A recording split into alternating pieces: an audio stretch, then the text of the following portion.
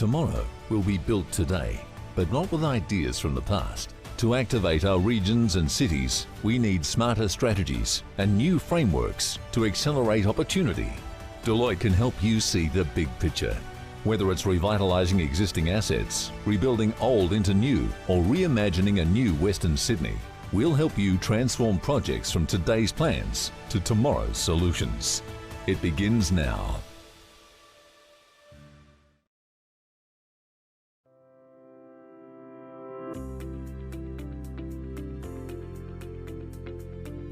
Reimagining Campbelltown is our game-changing approach to creating a resilient city for our future growth and prosperity. A city where you can do it all.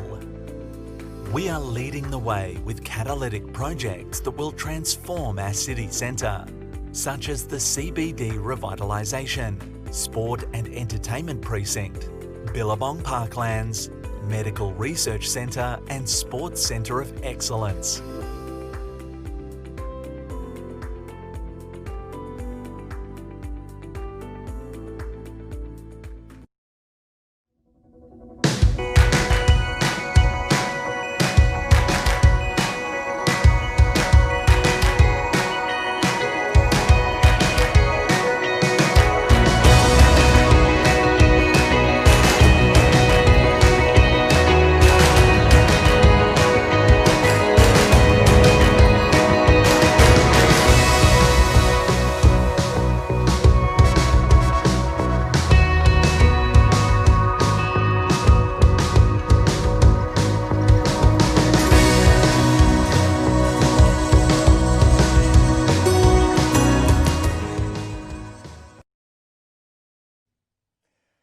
Good afternoon and welcome to WSBC's webinar in conversation with the Premier, supported by Campbelltown City Council, Sydney Science Park by Celestino and Deloitte. I'd like to welcome the Premier of New South Wales, the Hon Gladys Berejiklian, who will be joining us shortly to answer your questions. I'd also like to welcome today's panellist, Philip Davies, Partner Infrastructure Advisory Deloitte, Lindy Deitz, General Manager Campbelltown City Council, and Duncan Challen, General Manager Sydney Science Park. I'd also like to welcome online and thank WSBC's Platinum Partners, Brilliant Digital, City of Parramatta, Institute of Strategic Management, Matthews Folbig Lawyers, Campbelltown City Council, Deloitte, Macquarie Bank, Parramatta Leagues Club and World Class Teams. Welcome also to all of the WSBC members and guests joining us online today. Now, as we are filming on Gadigal land, we're honoured to have the wonderful Hon Weldon present today's Welcome to Country. Hon is chairperson of the Metropolitan Local Aboriginal Land Council and has a strong passion and commitment to bringing about positive change for Aboriginal people and communities. Hello sisters and brothers, my name is Hon Weldon. I am a sovereign Wiradjuri woman. I come from Cowra here in New South Wales. I am the elected chairperson of the Metropolitan Local Aboriginal Land Council, who are the culture authority under the Aboriginal Land Rights Act for the land that I am on. I would like to pay my respects to all elders past and present, and to all First Nations and to you and the ancestors' lands that you are on. A welcome to country is an age-old tradition. It is more than just words, it is a spiritual process. By honouring the ancestors' footsteps, we are all walking in, continuing the practice of the many generations before us to the many generations to come. Our boundaries are written into the Earth's natural landscapes. The boundaries of the Eora are the Hawkesbury River in the north, the Nepean in the west, and the Georges River in the south. On behalf of the Metropolitan Local Aboriginal Land Council, the elders and the members, I welcome everyone to the land of the Gadigal. I acknowledge the Gadigal people and the people of the lands that you're all on, whose spirits and ancestors will always remain with these lands, our Mother Earth. Across this continent there are hundreds of nations, tribes and clans that have existed here for over 60,000 years. My people are the oldest living culture of the world. As we're all joined online, let us all remember and acknowledge the many warriors that created pathways for all of us, the ones recognised and the ones we've never heard of. My people have always listened and learnt from each other, the environment, animals, elements and our ancestors. We don't live in isolation of body, culture, spirit, land and water because we are one. We need to reflect upon the footsteps we're leaving to know where we're heading, shaping a society, a country we can be proud of. In these times of this pandemic, don't let the social distance make us socially absent. We must maintain physical distance, but not creating barriers to our social connections.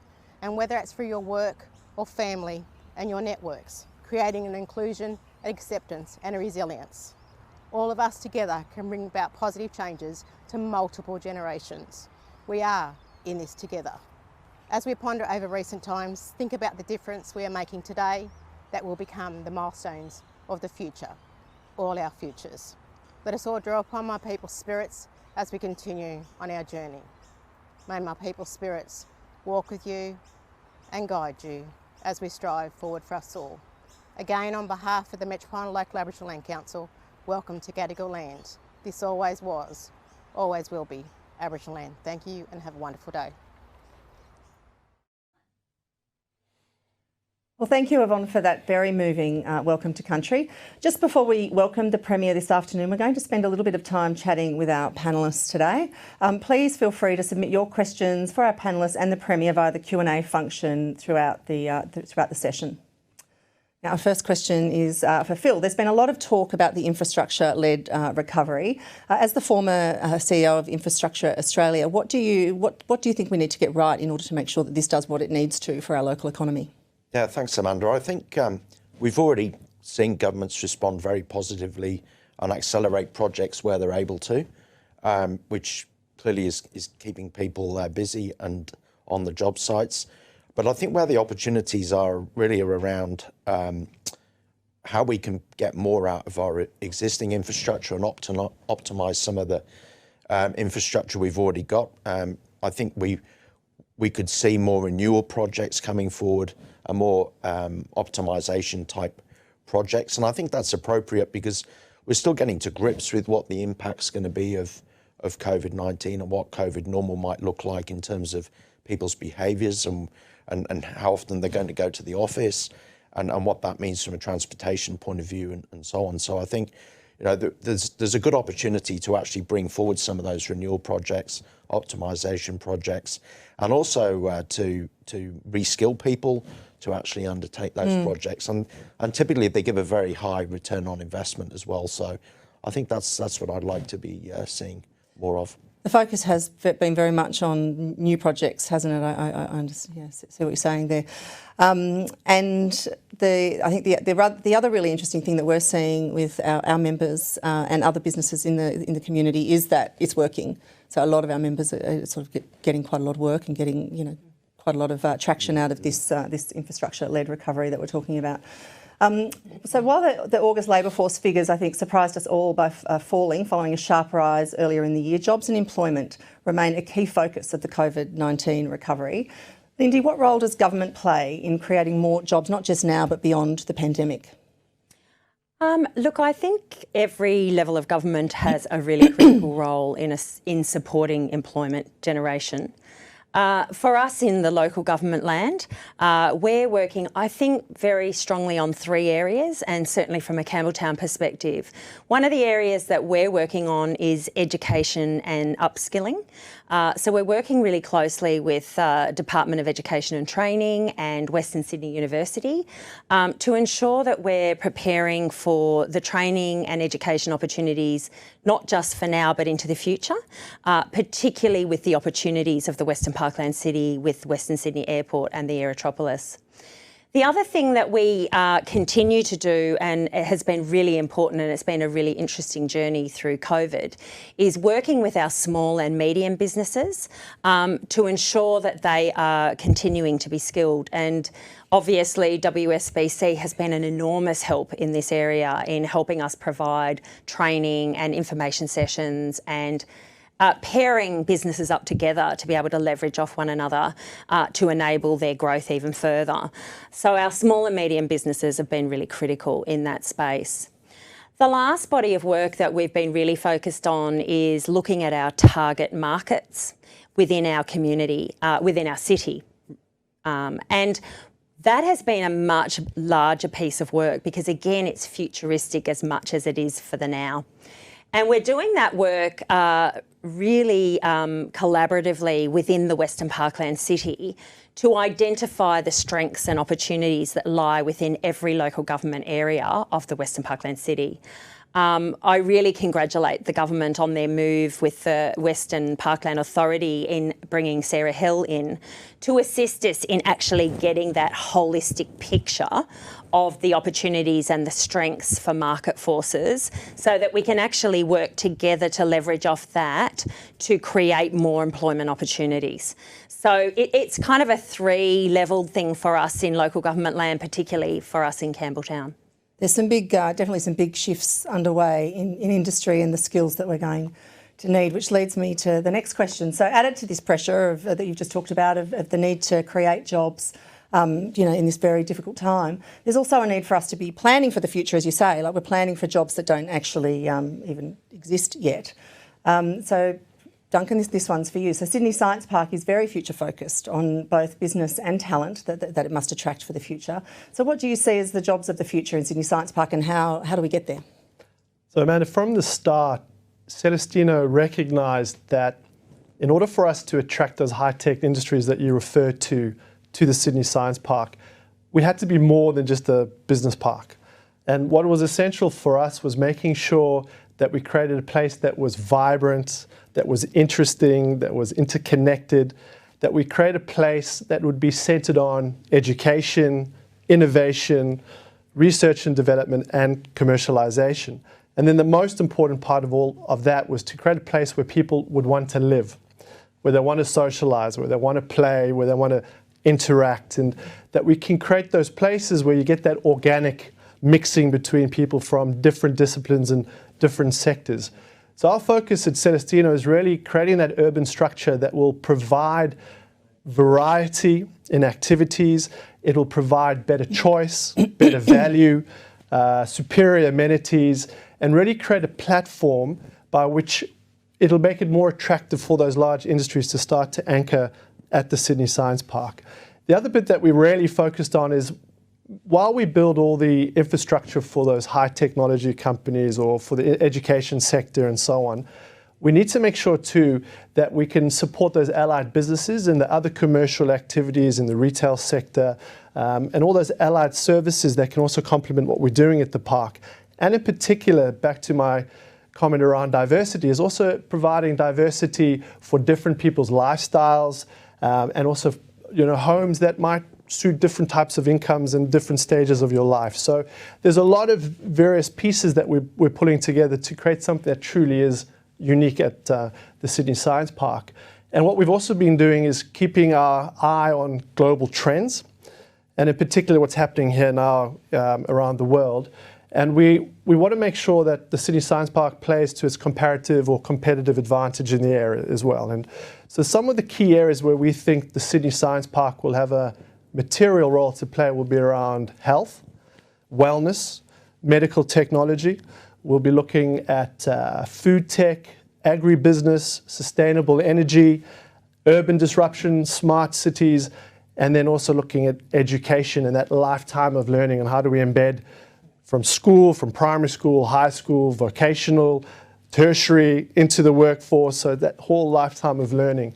So if we can get those ingredients right, and I think if there's other precincts around the whole Aerotropolis that has that similar mindset, I think the whole Aerotropolis and the whole Western Parkland City will be a success if you get those ingredients right, because it is a very competitive market to get inward investment into not only Australia, but New South Wales. You've got the other states in Australia, and now more than ever, international markets will be competing very hard for any available investment that's there. And I think because it's such a, in terms of the progress that we've made on COVID, the work that both state and federal government are doing, we're becoming a more attractive destination for investment and also for those high-tech industries. So we're in a great position.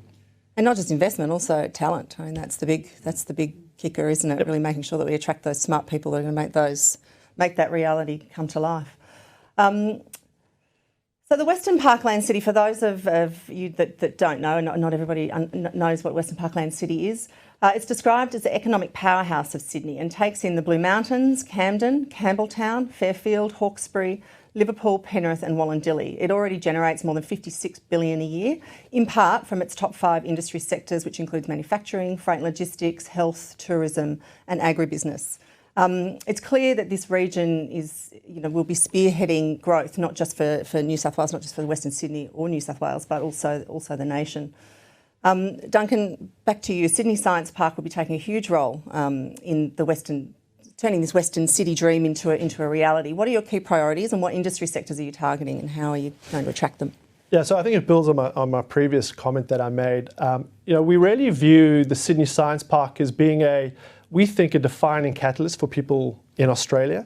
And why we say that is that we really see it as a place that will help inspire people to embrace a new type of lifestyle that they could get at the Sydney Science Park, that real integrated mixed-use community where you'll work, you'll live, you'll play, you'll interact.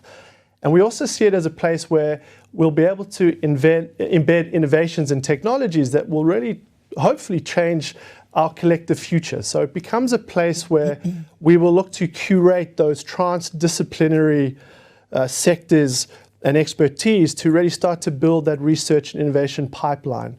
We want to bring in those high-tech companies, fast-growing companies, big anchor institutions, and then bring in education. So education is really one of the core fundamentals of the Sydney Science Park. And for the Western Parkland city to be a success, it needs a skilled workforce. And I think there's opportunities where we might be lagging already, but we need to start thinking about those jobs of the future. And I think education is going to be our big focal point. So we'll be spending a lot of time on that curation activity where we bring in university activity, we bring in a focus on STEM education and create a place where there's equitability of access, where people from all schools, no matter what your socio-demographic or your position is in life, you get to experience real innovation, real science. You get connected to industry from an early stage as well, because we want to really ignite the passion of young kids out in Western Sydney on really enable them to imagine a future that they might not have had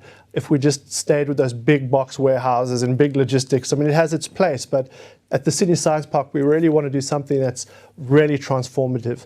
So we'll be looking at, for example, very soon having our commercial and high-tech buildings in place at the park. We'll be looking at some shared laboratories, pilot and prototyping spaces. We're going to have a STEM school there. The Catholic Education Diocese of Parramatta is going to be building a 2,000-student STEM school. There's so many activities now that we're really going to kickstart and start to deliver very soon. So we're very excited on where we are now. We're very excited on the contribution that we will be able to play for the whole Western Sydney Parkland area, as well as New South Wales, and how we can help Australia really get through this COVID crisis and really start to create a future that's brighter for all of us. It's a very exciting vision. We look forward to it. So as another key player in the Western Parkland city, Campbelltown has recently adopted the Reimagining Campbelltown City Centre Master Plan, which we've seen sort of come to life over the last few years. It's very exciting. It's a very ambitious plan, and congratulations on that. Can you tell us a bit about what role that will play in the Western Parkland city? Yeah, thanks, Amanda. Look, our Reimagining Campbelltown City Centre Master Plan, we believe, is a game-changing approach to planning for growth, but not just planning for growth, planning for prosperity for our city. It's underpinned by a people-centred approach, but it's also evidence-based in terms of its methodology. We believe that in order to create great places, we really need to value the people that will use those great places. So for us, it took us on a journey, I guess, initially of understanding the vision of our community, our vision of our key stakeholders and institutions and businesses that play part in our city. And then taking it forward into a master planning process of understanding how we can unlock the potential of our city centre. Now, it's very ambitious because it's a very large geographical footprint. It encompasses 3 distinct precincts within our city centre. That are quite different, however, very complementary to one another in terms of an economic perspective, as well as, I guess, that specialty area. So we have our stadium and entertainment precinct. Then simply down the road, we have our CBD proper, civic hub. And then just adjacent to that is our health and education and retail precinct. So It was an incredible journey to undertake, but we're really satisfied with where we've landed because it really reflects what both the community and the key stakeholders, and we also had a fantastic opportunity to do it hand in hand with state and federal government. The timing turned out that we worked with state government on our collaboration area, so I guess that fundamentally has given us some governance support in terms of the master plan that we have destined for our city.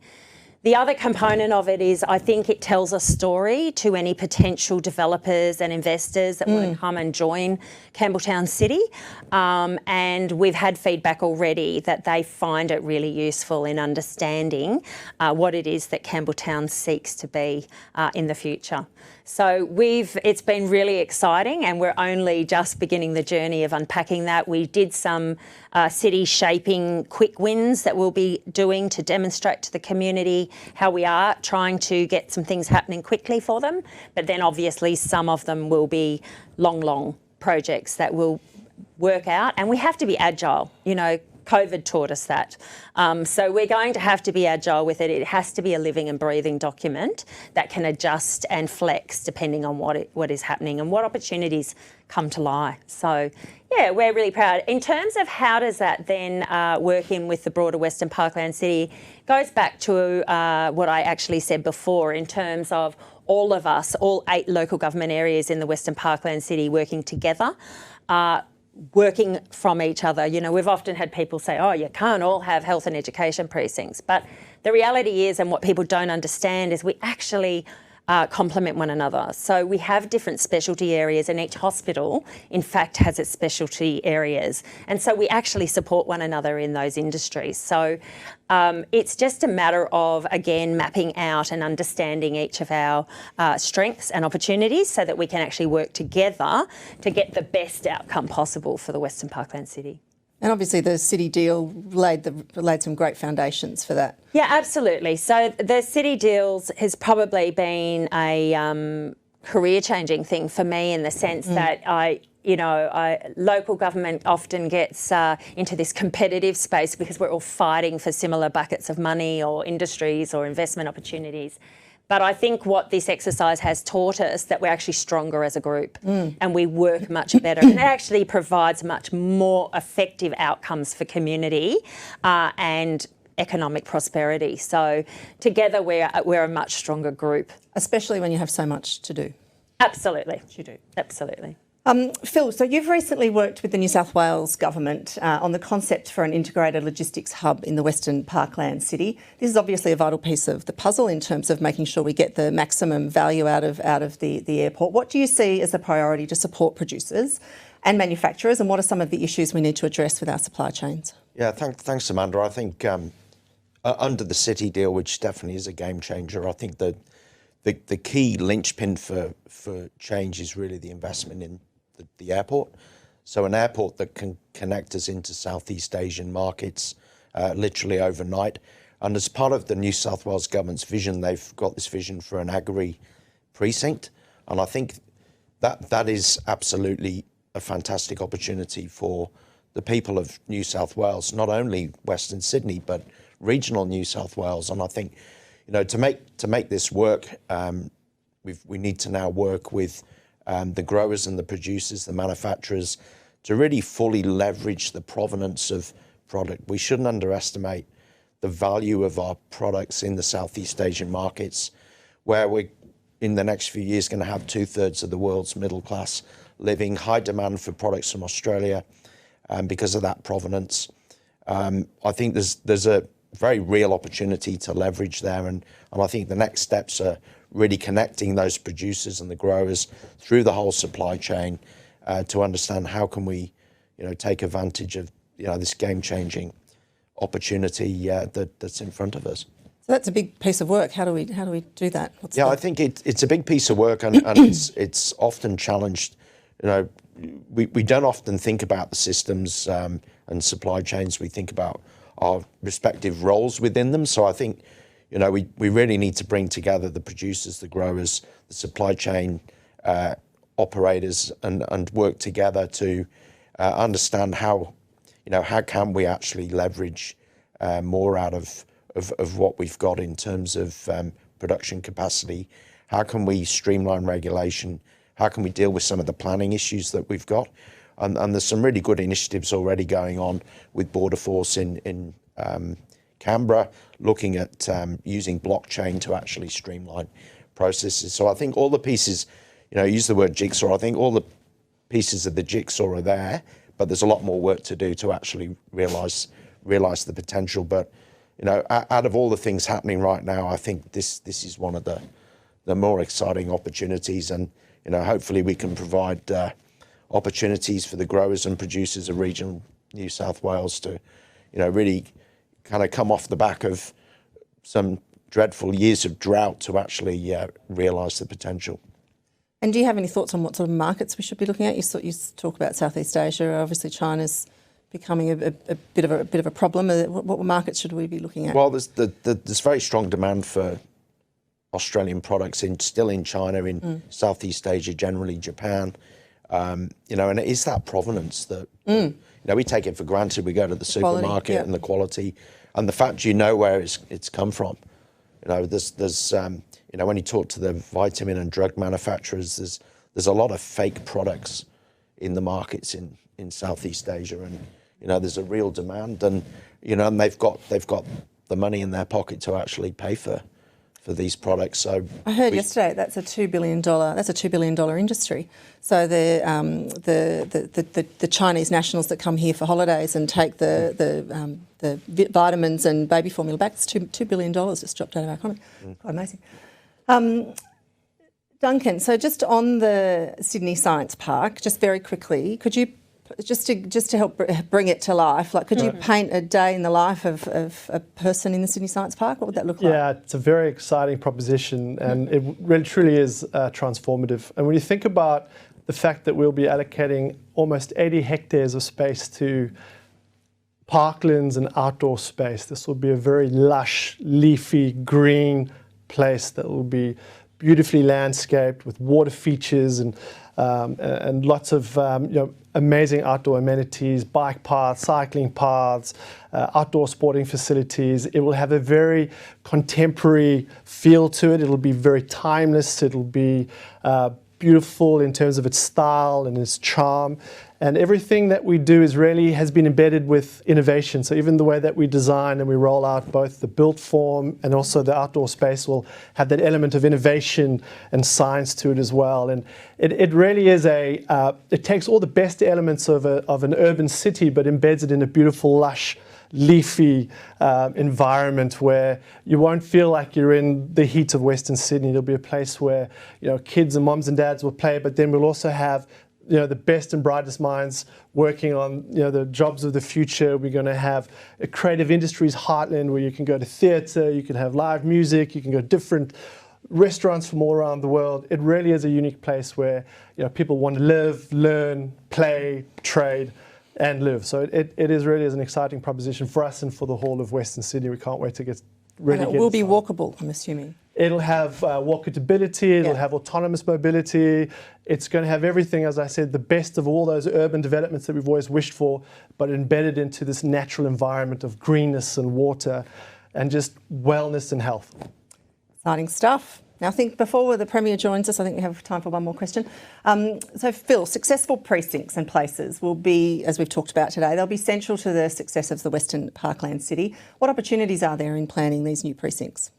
Yeah, so I think, you know, we've been talking a lot about game changers today, and the change to focus on precincts is a real game changer and very definitely front and centre for Western Sydney, where we have a number of precincts.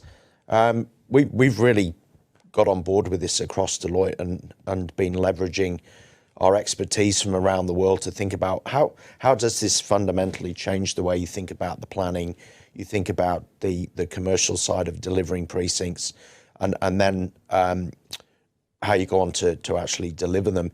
But I think there's the one overarching area I think that's really important is having a very clear narrative. So Duncan's been very articulate around the narrative around the Sydney Science Park and the precinct there. I think we need to have clarity and a real strong narrative for the different precincts that we're developing across not just Western Sydney, but New South Wales. And I think it's that's the gold which is going to be attractive to investors. And, you know, the other great opportunity we have is we have a very strong interest in investing in the Western Parkland city from overseas. And, you know, we're competing against, you know, other countries such as Singapore. We really need to have that strong narrative, I think, and really make sure we secure those investors and get their business to drive jobs and support the population growth that we've got as part of the vision for Western Sydney. So, yeah, we've been doing a lot of work on this. In fact, you know, actually we're running some masterclasses at the AFR Summit on the 14th and 15th of October. And if anyone's interested in the precinct space, and I'd encourage you to sign up to those masterclasses. I think it's a real opportunity to get engaged in helping shape, you know, how we plan and deliver precincts going forward. Are we getting the narrative right, do you think? Are we getting there? I think we're getting there, but I think, you know, when you speak to some of the investors, I think that they're unclear, you know, the pros and cons of different precincts. So I think there's a bit more work to do to get that clarity. But what an opportunity! It's absolutely phenomenal, and there's a real head of steam, I think, coming, you know, particularly off the back of COVID, where the government has made a lot of new commitments to the Western Parkland City and the changes that Lindy talked about with the Western Parkland City Authority. I think it's a great time to be in Western Sydney and focused on, you know, really delivering something special. That's great to hear there's the the interest out there in investing in the region. That's very heartening. Lindy, one final question. Campbelltown was recently awarded $1 million as part of the state government's Street and Shared Spaces program. So congratulations on that. This program is obviously aimed at supporting the local community as, you know, in recovering from COVID. This is terrific news for the community. What can you tell us about it? Yeah, look, it's really exciting. Basically, we were really fortunate because of our Reimagining Campbelltown exercise that we had done some really strong community engagement. Through that community engagement, we were very clear on what the community wanted for its high street. So basically, in a nutshell, it is just, it's a pilot project that is looking at semi-permanent changes to our high street to enable more pedestrian-friendly access, to make it more pedestrian-focused as opposed to the cars, to bring in more seating, to bring in more shade, to bring in more greenery, and to bring in, most importantly, some wonderful activation for the community in a safe COVID way. So we're very excited. We've got Western Sydney University and Southwest Sydney local health districts working with us to measure the success of the exercise. So watch this space. I think it will be very exciting, and we're incredibly grateful to the government for the opportunity to look at a COVID retrospective opportunity to semi-change our high street. So yeah, we'll be really keen to talk more about it as we go through the journey. Well, I think as we were talking about before, I think this, you know, COVID has really pushed people out of the CBD back into the suburbs, and I think there is just this real, you know, desire to sort of re-engage with you know, your local. Yes. That's fantastic timing. Right, well, I think we have the Premier joining us now, so we might leave it there. Just pop in our ears, excuse me for a minute, so we can hear the Premier. Good afternoon. Everybody. Good afternoon, Premier. Thank you so much for joining us today. Pleasure. Now, to say you've had a tough 12 months running from crisis to crisis, bushfires to floods to pandemics is an understatement. So my first question to you is how are you going? Oh, well, that's a lovely thing to ask. But I think that I'm no different to everybody else in the state. I think we've all been through the wars, literally. All of us have had to adjust. All of us have gone through the fear and the uncertainty and the stresses. So I really don't feel my situation's any different to anybody else's. And I have to say we've been supported by excellent experts and great agencies and great leaders in government who've really supported our decision making. So I feel in many ways it's been a privilege to lead the state during this difficult time. And we're in a good spot at the moment, and let's hope it continues.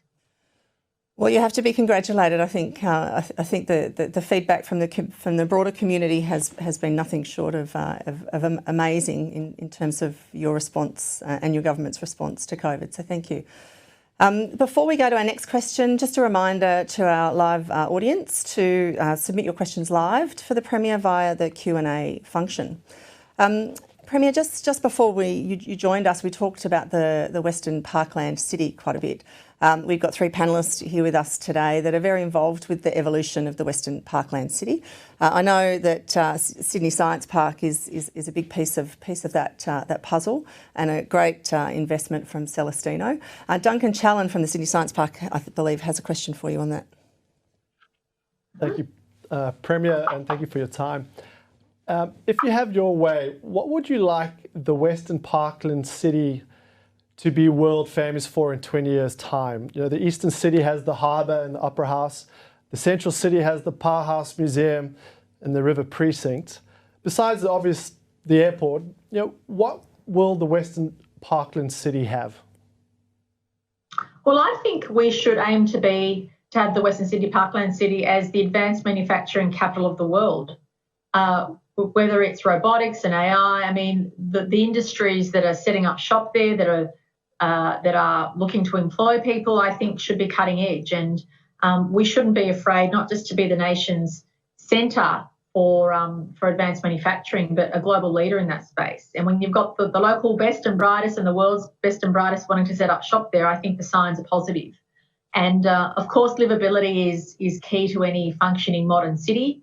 But I think having advanced manufacturing as the capital there will mean that everybody will be looking to the west for the best jobs available. They won't be looking here where I am to the east, they'll be looking to the west, and that's as it should be.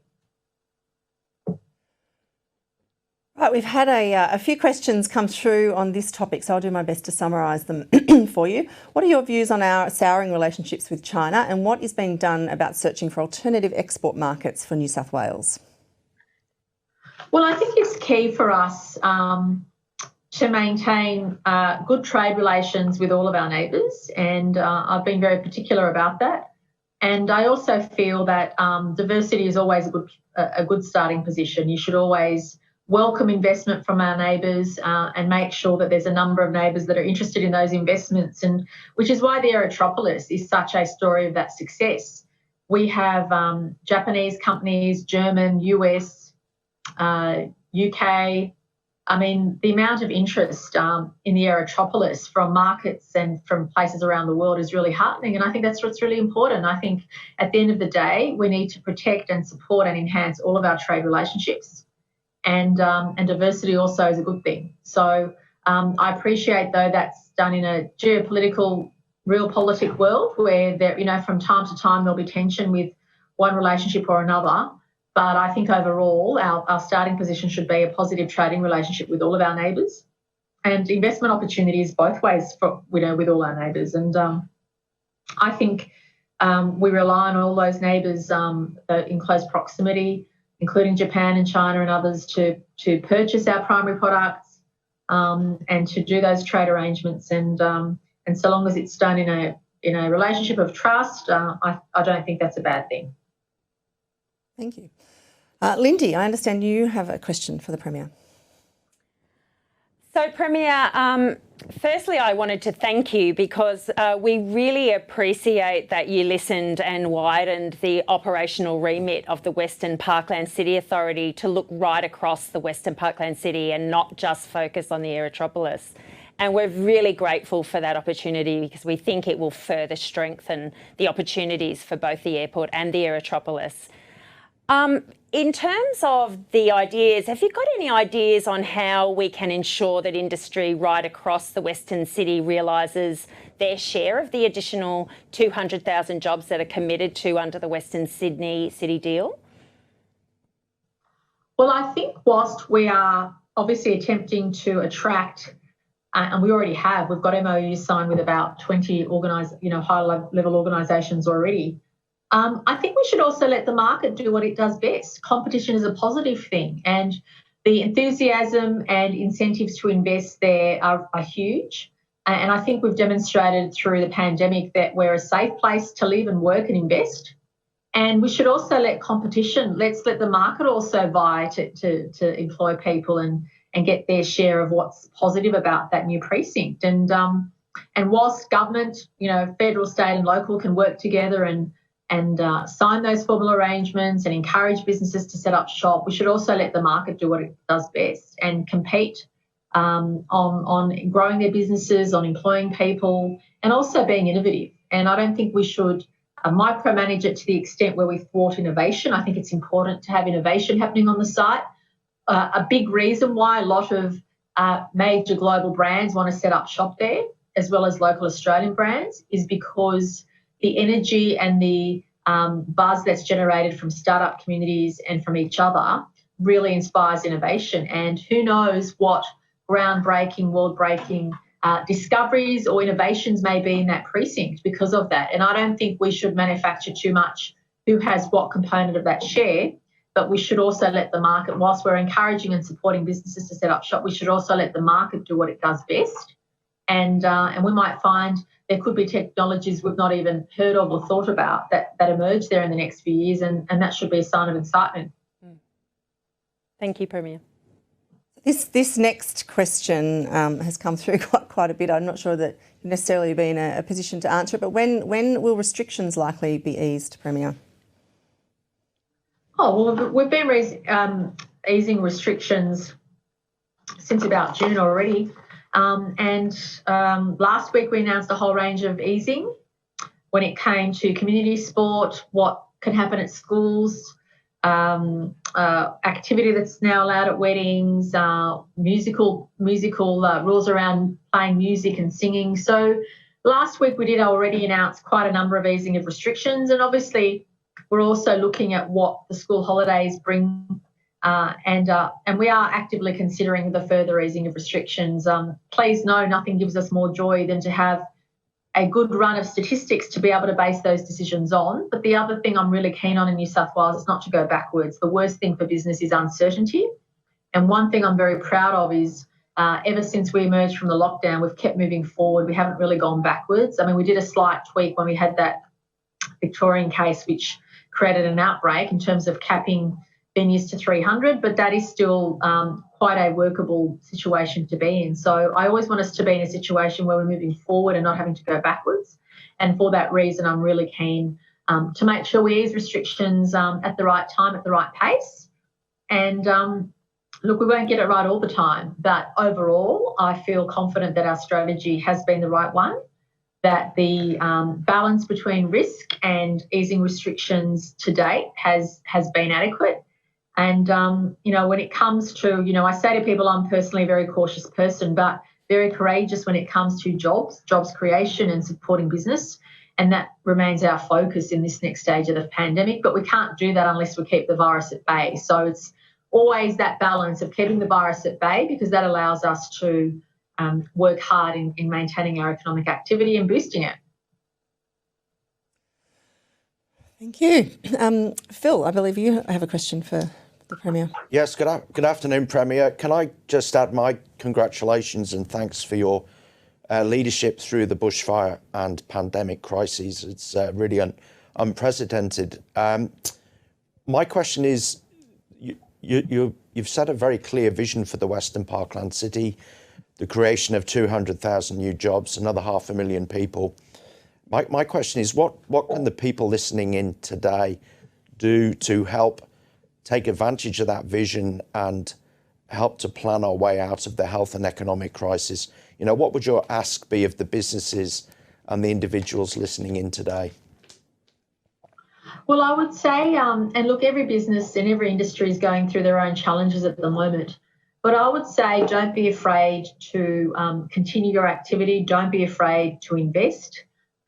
We are working hard to make sure that not only will we have the ability to continue to function as freely as possible during the pandemic, but I think post-pandemic, New South Wales will continue to attract a lot of global attention. And I say to the private sector, if we as in the government is building a road or a hospital or a train station, please feel confident to invest on the back of that, because that's certainly what we've seen in the past. When government makes decisions, provides certainty, it then allows the private sector to get that confidence to come in off the back of that. And what we've tried to do as much as possible, especially with the Western Sydney Aerotropolis and the Parkland City, is to provide as much guidance and certainty as possible, including around milestones and timeframes. So I guess my strongest message would be to carefully assess your opportunities, to assume that you have a government that's going to try and increase and support business confidence and investment, and that we have to have a view to the medium to long term that, hopefully before too long we'll be looking back on this period as a difficult period, but one which we got through. And then there'll be, often after periods of depression or suppression or hardship, you do find a boom, and we need to be ready for that. And that's always something that I'm optimistic about. If you look at the Roaring '20s or the post-Second World War, it generated a lot of the innovation, a lot of economic activity, and I think we should be ready for that. We should prepare ourselves for that. And I think that is something we should definitely look forward to, because history does repeat itself. We know that especially when you have very difficult economic situations eventually, and especially around international travel, which is why the 2026 date for the airport is, I think, so fortuitous and critical, is by 2026 we'll definitely have international flights resumed. We'll definitely have markets restoring their pre-COVID status, and that's a wonderful opportunity to plan for in Western Sydney. And that's probably what I would be looking at. And I would also be looking at not being afraid to do things which are different. New South Wales has shown that we've done things the New South Wales way. We've looked and learned from what other parts of the world have done in relation to the pandemic and other things. And in some ways, we've also been leading our response. And we shouldn't be afraid to do that when we're building a new city, and when we're looking at ways in which we can support those investments into the future. Thank you, Premier. Now, I might change the... and Paul, I'm sorry, I didn't catch it. Paul, I didn't catch your last name or where you're from, so sorry about that. This is Phil Davies from Deloitte. I beg your pardon. Oh, Phil, sorry. Sorry, Phil. I got you now. Sorry, I misheard. So yeah, I'm just going to change the pace a little bit. Sport is so important to the community, and with the Women's World Cup on our doorstep, so this question is from Jean O'Mara, how can the region benefit? Oh, well, I think what's exciting is there'll be so much activity and excitement around that event. We're pretty much assuming that the grand final will be in Sydney, but I think the opportunity for regions and for Western Sydney to be involved in a lot of the activities around that time is exceptional. And Western Sydney in many ways is the capital of football, and you've got a number of teams already that are very active and vibrant, and I think there's a lot of positives we can take around that, but not just the World Cup. Also, I think our ability to host major events in a safe way now and into the future is something positive. And even ANZ Stadium and what's happening there in the next few weeks is something to hold on to. But I'm also encouraged by generations of boys and girls that will be inspired to play soccer because of that. And I can't tell you, I mean, we found out that Australia was successful in that bid during one of the most difficult times of the pandemic, and it gave us a lot of hope. And I think it's major events like that give us hope for the future, especially the tourism and hospitality that have absolutely been smashed during this time. But I think those type of major events, major milestones, not only allow us to feel good about our city and state and our nation, but also allow us to consider the economic opportunity that comes as well from that and the exposure it provides. I mean, imagine if the eyes of the world are on Western Sydney and what's been happening there. That will be a wonderful boost, I think, to our prospects moving forward. Big opportunity. So we've had a few questions come through from the events and exhibitions sector. We have a number of members from that sector. So, for example, why, when exhibitions run under strict COVID safety plans, are they limited to a 500 capacity when the space is large enough to accommodate more, particularly when markets and shopping centres are able to proceed under less stringent guidelines? Look, the health advice we receive is based on the type of activity and what's happening. So when you're with the same people and sitting down for a couple of hours, the risk is much higher than if you're walking through a train station or walking through a shopping centre and not having that level of contact. So we always assess the restrictions based on the health advice and the circumstances. Interestingly, we recently increased the cap from 150 to 300 to corporate events and the 4 square metre rule.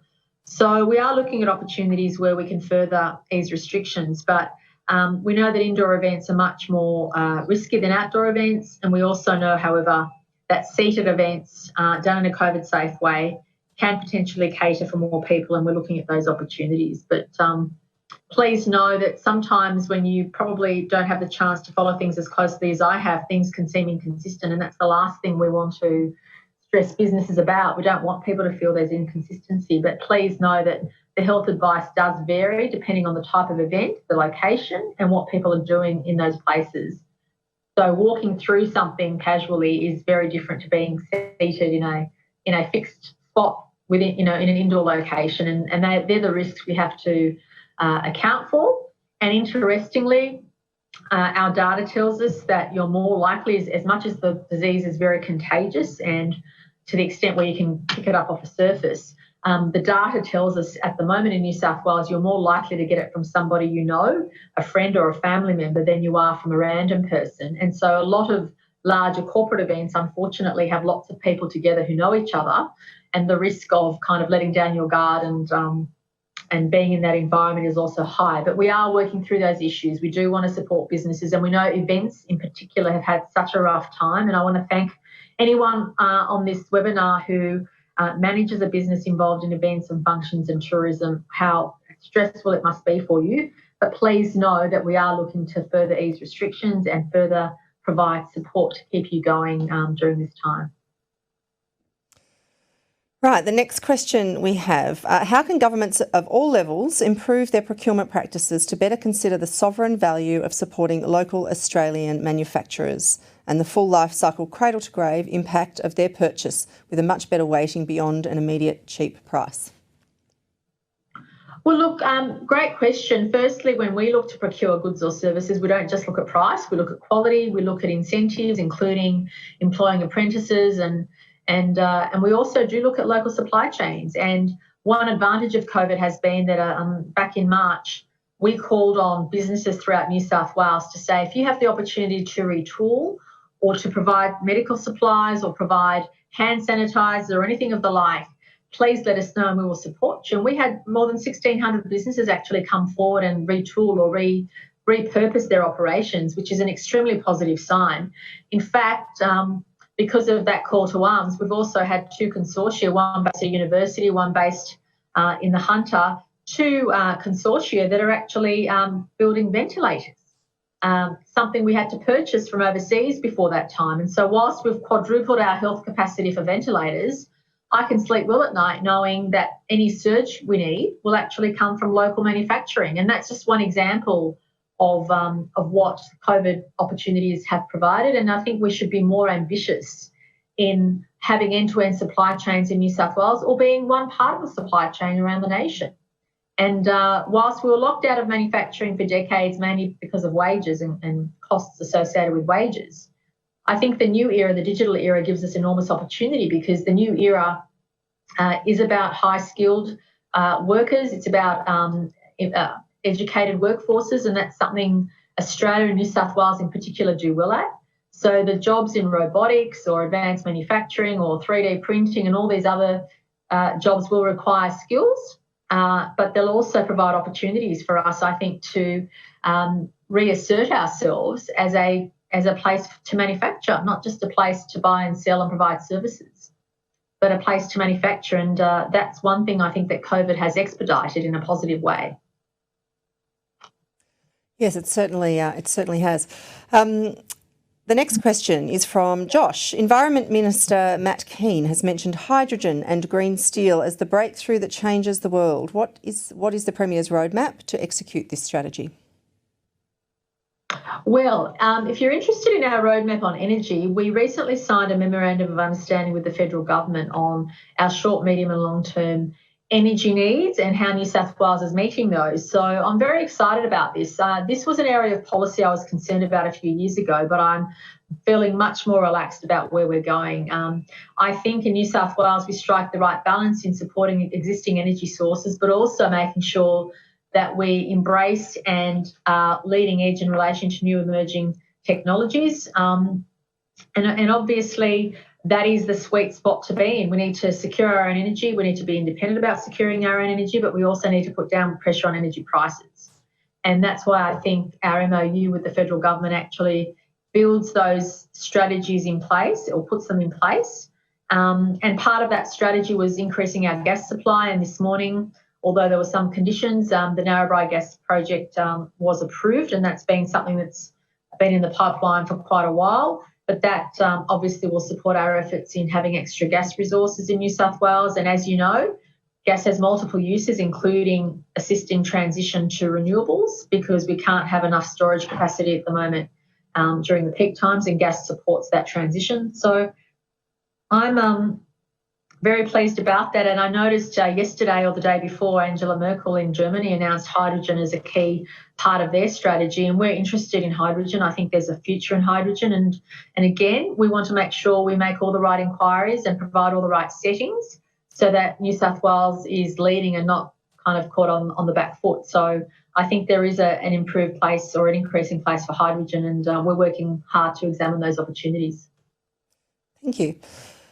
This is from Adrian Swain. Does the state government have any plans to further reduce the payroll tax discount or long-term removal, reduction or increasing of the tax-free threshold for payroll tax in New South Wales?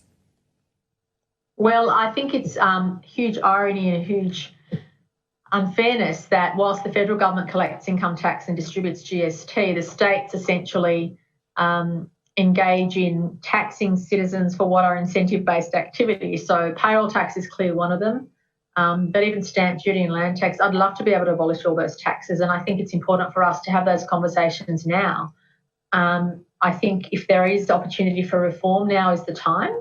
But in a perfect world, of course, you'd get rid of payroll tax. We've already provided enormous relief to our citizens in that regard. We've increased the threshold that is, you have to actually have a larger payroll than you did before the tax kicks in, and we've actually reduced the rates in various categories as well. But what I would like to see is some federal state discussion of tax reform, and I'd love to get rid of those taxes that impose unnecessary restrictions or disincentives for people to employ or to do business. That's always the case, and in fact, since we've been in government, I think there are 27 taxes and charges we've either abolished or reduced, including mortgage duty on various things and transfer duties. However, having said that, as altruistic as that notion is, we can't abolish those taxes, including payroll tax, or further reduce them unless we find an alternative revenue stream, and that's the challenge. And that's why I think our discussions do have to be around reform, do have to be around what opportunities we have, and whether we look at ways in which we can have a fairer way which doesn't penalise people for having the incentive to hire more people or conduct their business. Now, I think we have time for one more very quick question. This is from Jignesh. Will there be any new initiatives by the New South Wales Government to incentivise business to develop innovative products to help with COVID recovery?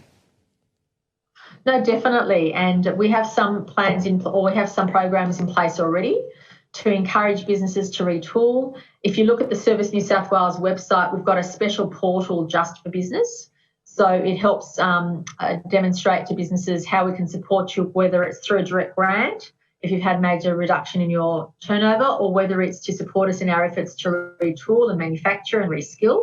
So there are a number of initiatives out there. And one of the other positive things we did, which we know are helping business, is we had 110,000 people apply and complete a free TAFE course. And so now industry, hopefully, because there were stresses on labour pre-COVID, and we hope now that there's more qualified, skilled people that businesses can pick up and employ.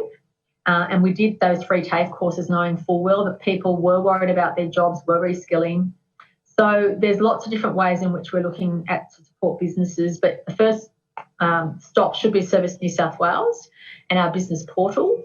But we're always looking at new opportunities where we can support businesses, as I said, either directly or through incentives for them to innovate or to retool or to repurpose, which is also really important during this time.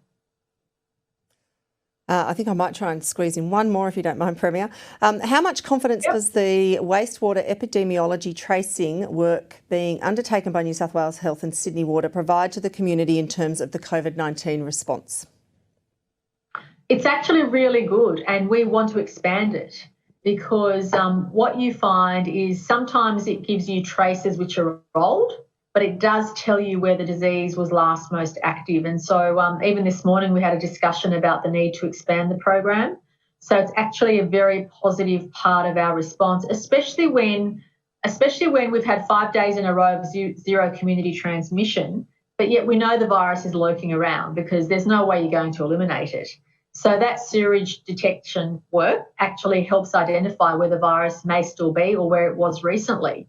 And that's really, really important because I'm not naive enough to believe that because we've had 5 days of no community transmission that it either won't happen again or that it's not lurking in the community. And so when you don't have any cases identified, looking at those wastewater systems is a really critical part of working out whether the virus is still lurking. And please don't underestimate how important we regard that. In fact, we're considering expanding it substantially as well.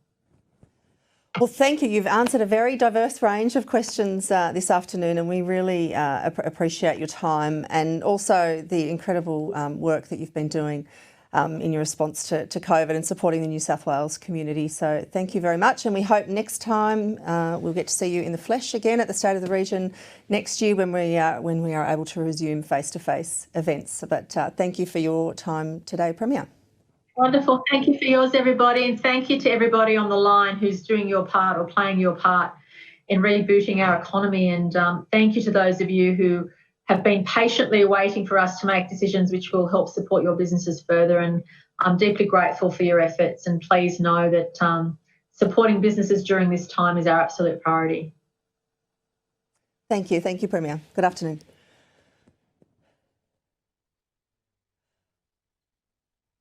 Okay, so I'd now be really keen to take that out, hear the panel's final thoughts and reflections, if you wouldn't mind, on what the Premier has talked about this afternoon. I might start with you, Lindy.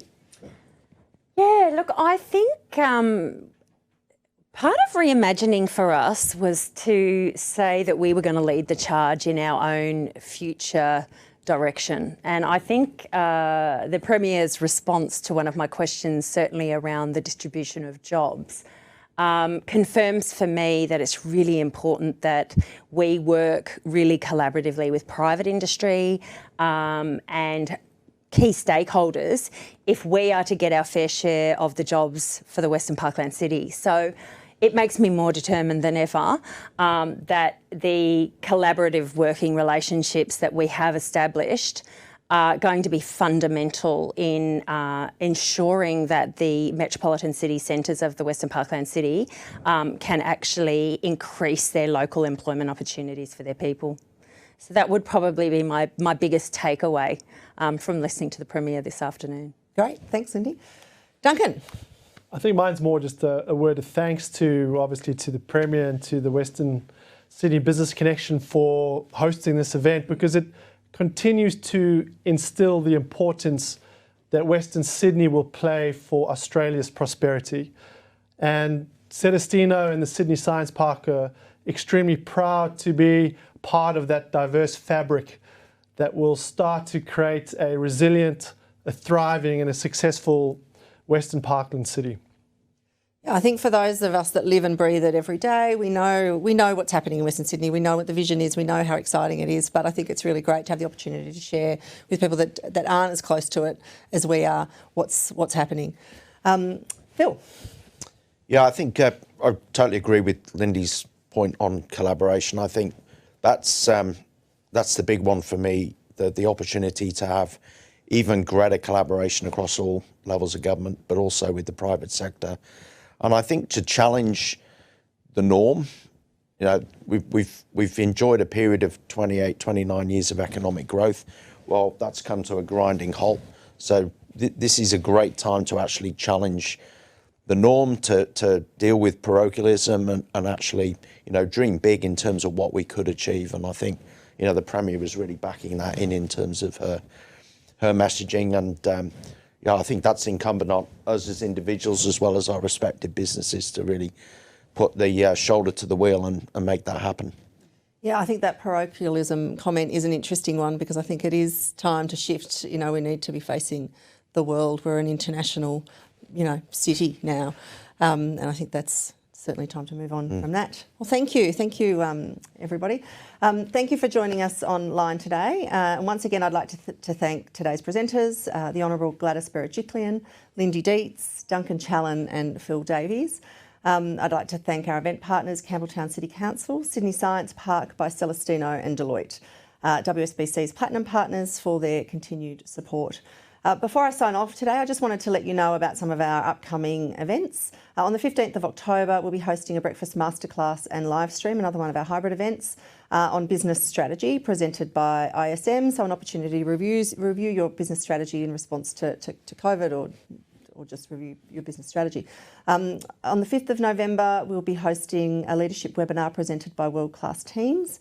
And then on the 12th of November, we'll be running another one of our Meet the Supply Chain. So this is our new look Meet the Buyer event in collaboration with Campbelltown City Council, giving Western Sydney businesses the opportunity to virtually connect with the supply chain. So essentially what we do at that event is we'll bring along tier one contractors and major project owners. We'll connect them with local primary contractors, and then in another room we'll connect those local primary contractors with local suppliers and subcontractors. So really connecting that local supply chain around some of those big projects and opportunities that are happening in Western Sydney at the moment. So please check out our website, wsbc.org.au, for more information on those events, or if you're interested in membership. And finally, thank you very much for joining us online today, and have a great afternoon. Tomorrow will be built today, but not with ideas from the past. To activate our regions and cities, we need smarter strategies and new frameworks to accelerate opportunity. Deloitte can help you see the big picture. Whether it's revitalising existing assets, rebuilding old into new, or reimagining a new Western Sydney, we'll help you transform projects from today's plans to tomorrow's solutions. It begins now.